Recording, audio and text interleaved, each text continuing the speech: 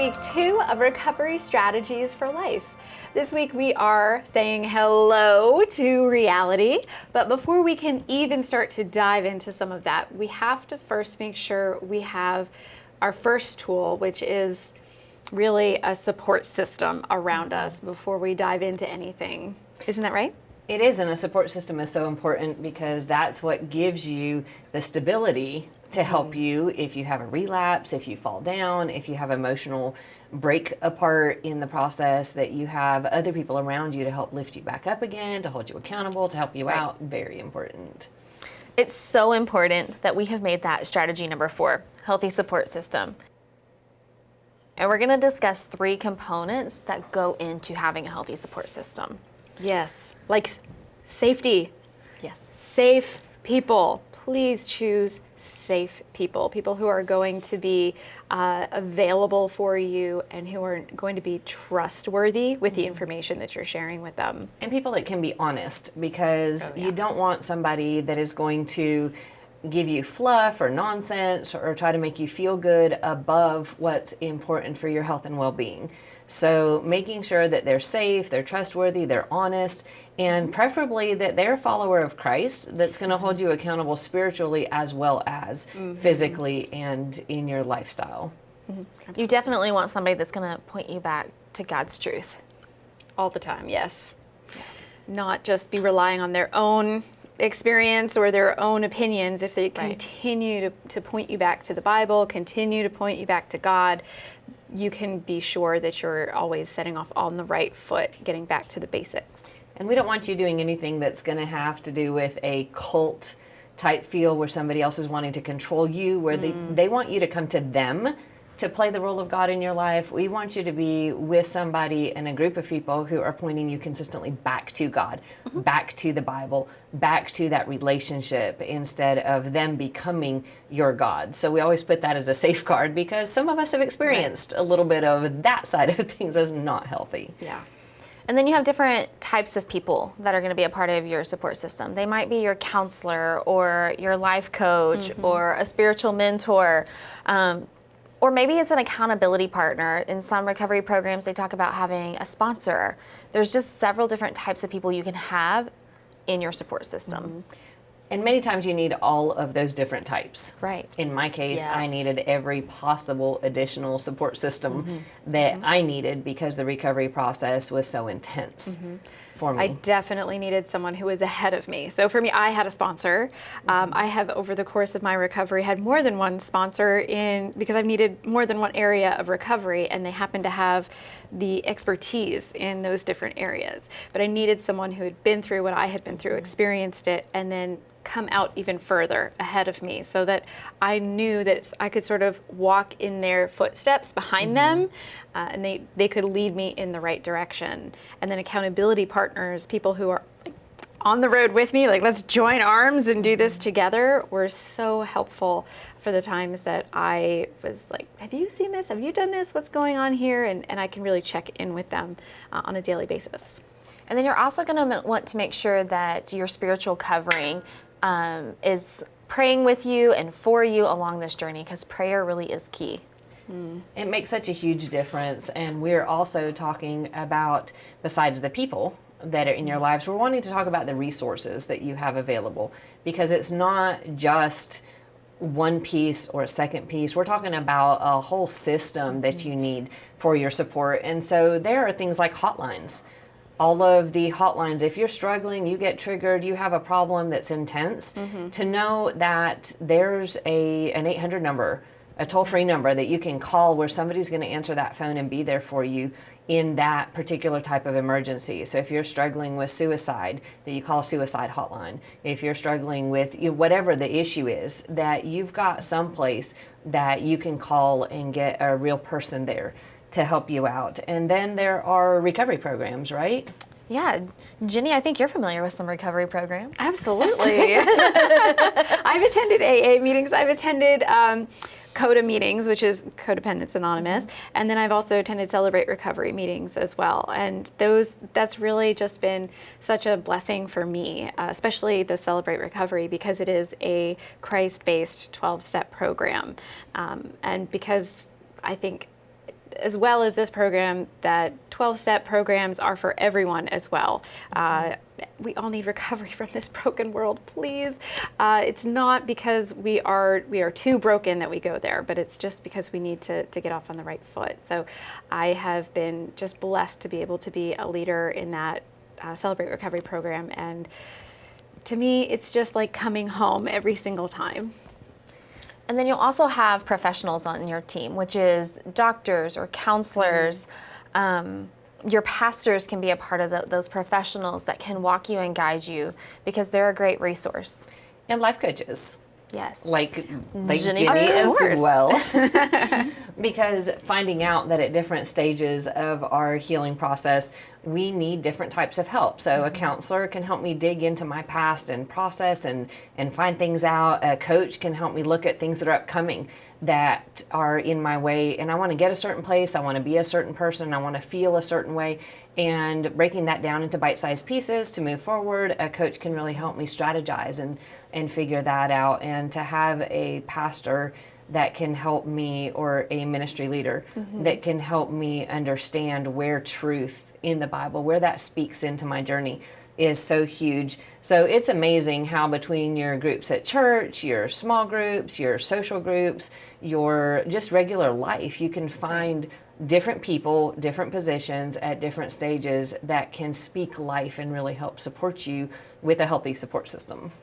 Absolutely. So then once we have our healthy support system in place, which was strategy number 4, we can then start to look at facing the reality. But we need to know where we're stuck, right? Yeah. Because if we don't know where we're stuck, then We don't get unstuck. right. And we want to get unstuck. So one of the things is, do you have recurring hurts? Do you look at places in your life where it's like, oh my goodness, here I go again, is again and again. And anytime you have recurring hurts where it's hurts at work, and no matter what job you have, no matter who you work for, you keep running into these same scenarios. And that's an opportunity to understand, okay, there's something here that, well, is it me that is connecting these pieces? Am I taking my stuff with me job by job? All right, because wherever you go, there you are. are. That is so true. Yeah. So if I'm always the one getting hurt, then I might want to look at me and find out what it is that I can do or change so that I'm not the one that's in the middle of that situation. I can't change other people, but I can definitely start doing something about me and changing whose fault it is. Because sometimes, I don't know, Evonna, is it like always somebody else's fault? I mean, sometimes. No, not at all. For me, I very much place the blame on myself a lot, even with the sexual abuse, that it was my fault. And that's not where the blame needed to be put either. But if you're constantly blaming other people, you might want to look at that as well, because there are places in our life where we need to take our responsibility. Yeah, but it's so easy. It's so easy just to play the victim, like I did for so many years. It's that person hurt me. They did this to me. I can't believe they're doing that. And it was all about, they did it to me, instead of just seeing that they were doing something and I was separate. And it was just a whole lens that I looked through where I saw how this person hurt me, how this person hurt me, and I just saw that. So not sometimes that situation of, oh, I'm getting hurt here, I'm getting hurt here. It's not a new hurt, it's an old hurt that we feel, where it's, this one scenario just keeps coming up. This one hurt keeps coming up in my mind. Things remind me of this one thing in my mind, and it's something that I keep holding on to because I can't figure it out. Those are places where we can really start to say, okay, maybe I need to look at this with a new lens and look at it through reality rather than just this idea of I'm the hurt one here all the time. And they say that insanity is doing the same thing over and over again, expecting different results. Yeah. So if you've been on that circle or cycle of insanity, we have to make the decision to change and face the reality. And that's strategy number 5, is make changes to face reality. Yeah. Because we want to actually change our future. The past obviously is what it is. We can't go back and change it, and we can't change other people. But if we sit there and actually start making changes in our own lives, it's amazing how it changes the circumstances around us, too. There's this ripple effect that ends up happening. And that makes me really happy because I have been able to take charge and change things and grow and heal. And that has actually helped a lot of people around me start making choices in their own lives that has affected how we interact, how my world is, and I'm not in that spin cycle of craziness that I felt like I was in for so long. So we don't have to stay stuck at all. No, we don't have to stay stuck, and that is absolutely amazing. But first, we have to actually get out of denial, right? Oh yeah, Is that more than a river in Egypt? It's definitely more than a river in Egypt. Denial is real. It is a thing, and unfortunately, we do have to work and actively work to say, okay, I'm ready to dig in, and let's see what this actually is.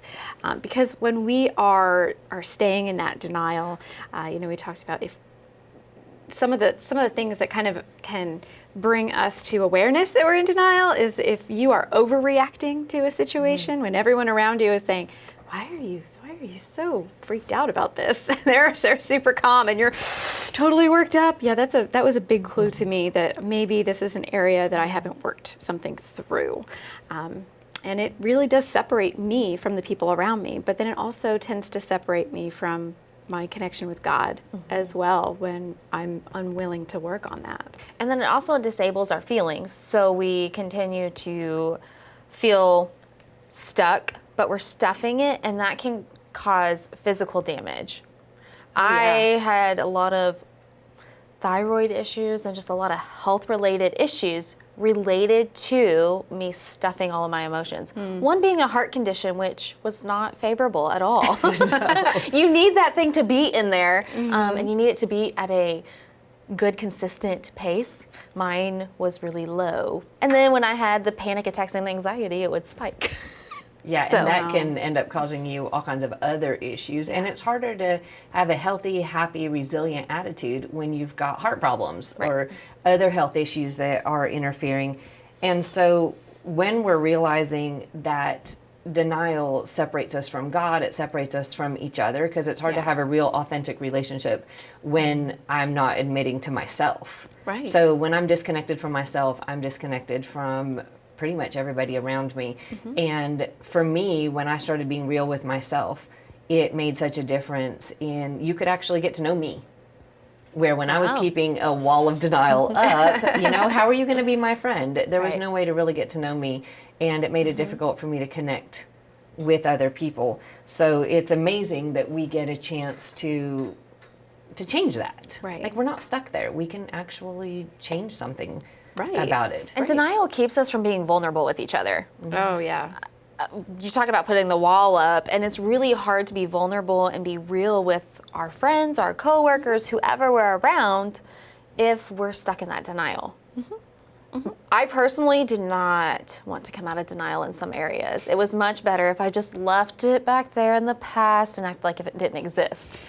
Oh yeah, that's an excuse I think I've heard so many times but it happened way back in the past. Why dig up the past? What's the point? Then you're just stirring everything up.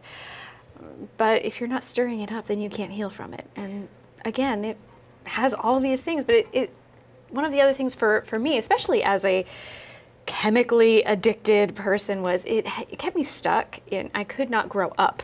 So emotionally, I was stunted in this place of, I can't actually deal with this, so I'm gonna run away. So when I stopped using those chemicals to numb out, I had to face the fact that I was still at the age that I was when I really started using the chemicals to numb out. I hadn't allowed myself to grow up.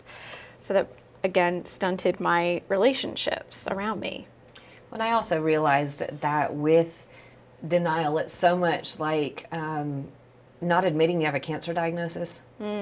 So you don't have surgery, you don't get chemo, you don't do the things to heal your body because, well, surgery hurts a lot, and chemotherapy makes you really, really sick and miserable. And when we are not dealing with our own emotional damage, then we're saying, oh, well, it's not going to kill us. It's going to be fine. It's not a problem. Kind of like saying, oh, I'm not going to listen to the doctor about having cancer, except that it can kill me. And being in denial about cancer doesn't make it go away, and you don't live longer.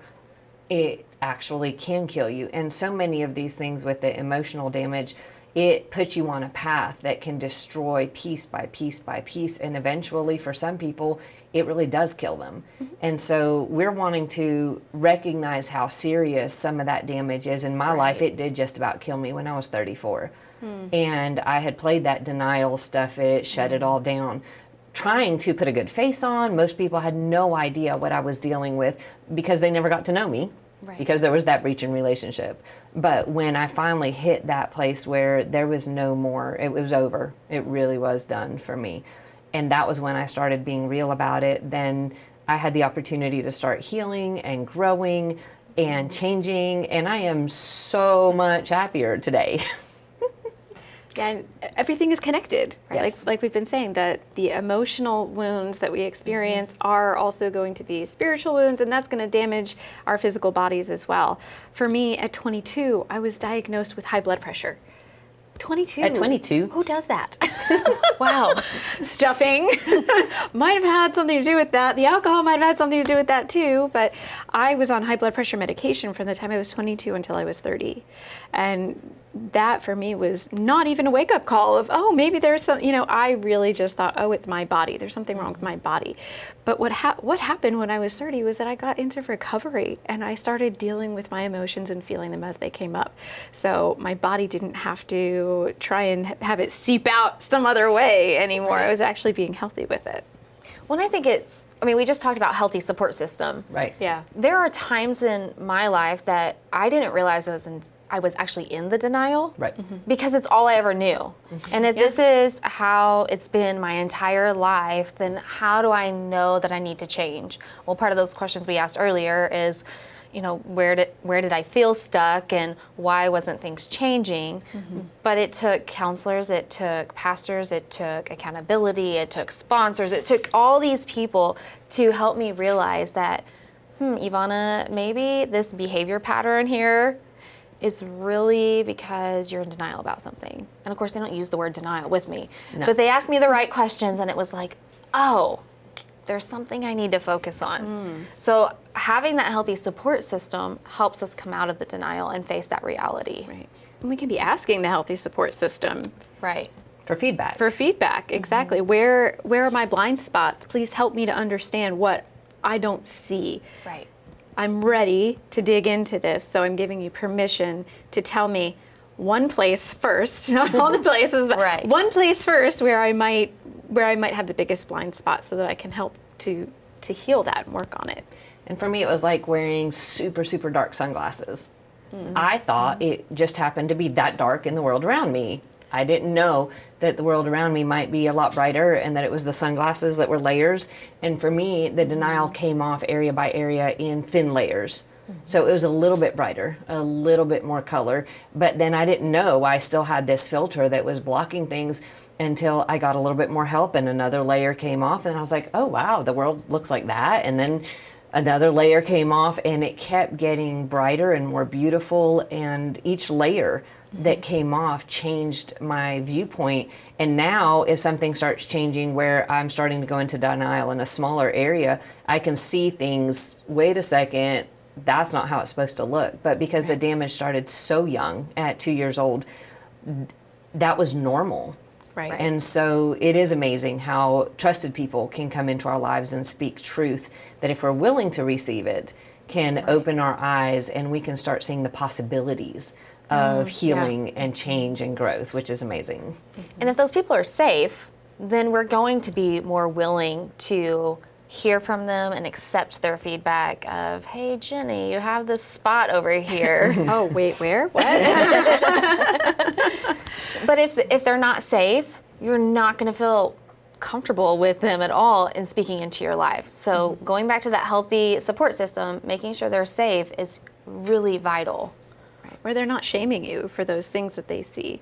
And saying, you really need to work on this area because it's terrible and it's awful and it's making, if they should be able to point those things out and then and then guide you towards God, right? We're gonna I'm sure talk about this isn't about condemnation, it's more about conviction of you can be healthy and you can move closer towards God in this area of your life. And it helps when people are sharing their testimonies, Yeah. where they're actually saying, hey, in my life, when I walked along this journey, this is where coming out of denial about this thing opened up this area of healing and changed my life in a positive way. I know for me, knowing that I wasn't alone and knowing that this journey, especially when it's difficult, when it might hurt, when there's a lot of things I did not want to look at. Right. But as I had somebody else tell me, oh, well, when I dealt with it in my life, when I came out of denial there, when I started changing that, this is what opened up in the way of healing. This is how my relationships improved. And then we have that hope that comes into it. Because otherwise, I mean, seriously, ask anyone about, oh, yeah, let's hurt, pull the Band-Aid off, let's dig into a wound. Yeah. Nobody wants to do that unless it's like surgery that's going to save your life, or it is something that's going to improve your overall lifestyle. And the stuff we're talking about, we are asking you to look at it specifically, customize it to your story so that you can be experiencing growth and healing in the directions you want to go in. And we each have those testimonies, don't we? Yeah. Yes. Oh, yeah. And lots of stories to go with them. Which might be why there's books and other things that we end up writing to tell. Right. Yeah. To actually tell those stories. And so I know we're going to be helping you walk through these questions that will open up your own story, help you apply what we're talking about to your own journey, with each of us having given input to how we learned, how we came out of denial, how we started changing. And we'd love for you to have an opportunity to go through those questions and answer them and see how you can grow and change like we have gotten to do, and be on this journey with us. Even though you just see us once a week, we have daily been on this journey and are continuing on our journey to healing and continuing to want to come out of doubt and asking God to show us. Right. That's the other component, is In His asking- timing. in His well. perfect timing. It's Yes. Because I don't want to know anything ahead of time that is going to damage me. I want Him to show me exactly what I need to know. What's the next thing that I need to be working on? What is it from you?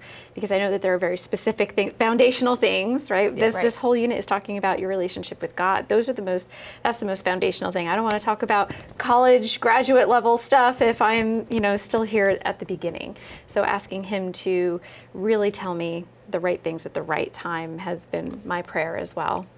And I think our healing comes in layers. I often look at the onion and how we're peeling back a layer at a time. And we do that in counseling as we're looking and diving into their past, is we're going to peel back that layer. And if I was just to cut the onion in half, I'm going to end up crying because, you cut to the core of it.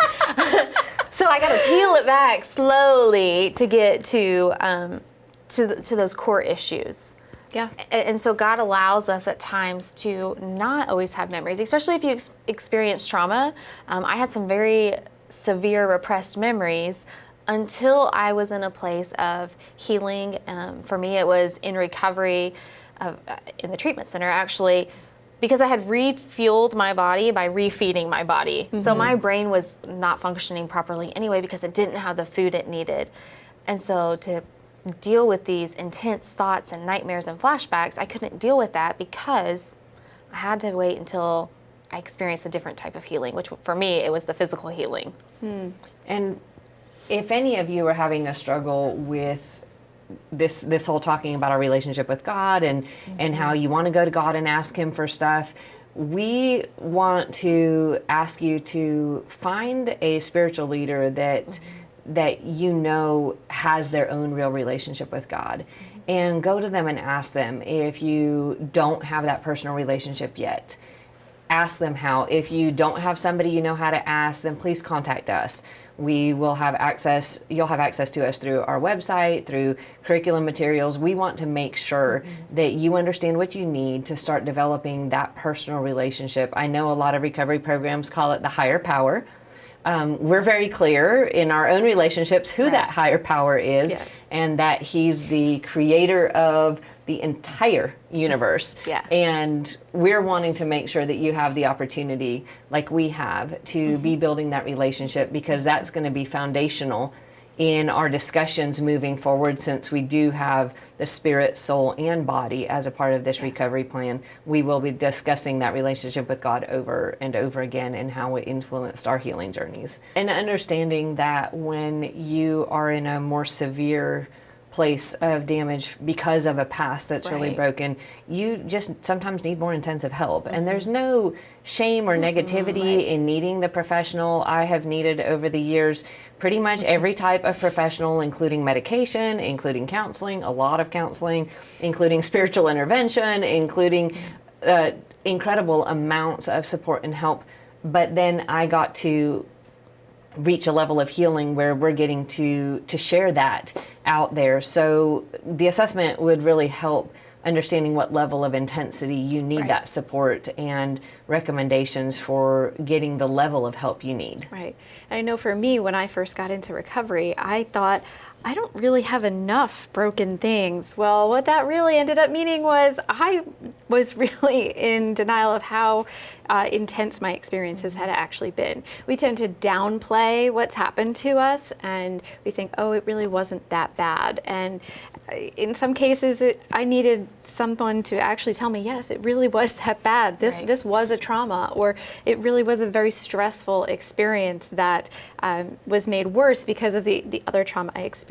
But also, if you find that you have a lot of these things, there's no shame in this. This isn't here to make you feel worse about what you've experienced. Actually, what we're doing is we're just trying to come to reality, saying hello to reality, and saying, I'm going to heal from all of this. This is not the end of my story. I am healing from this. These are the things that I get to work on, and God gets to come in and bring a new, renewed spirit, new life into these areas. Yeah, you just don't want to do this alone. So please make sure that you have that support system. So we're going to say hello to reality, and all of us have said hello to reality, and we're so excited that you're on this journey with us. So we're looking forward to seeing you next week when you have had a chance to do these assignments and take that next baby step into your healing journey. So Fantastic. have an awesome week.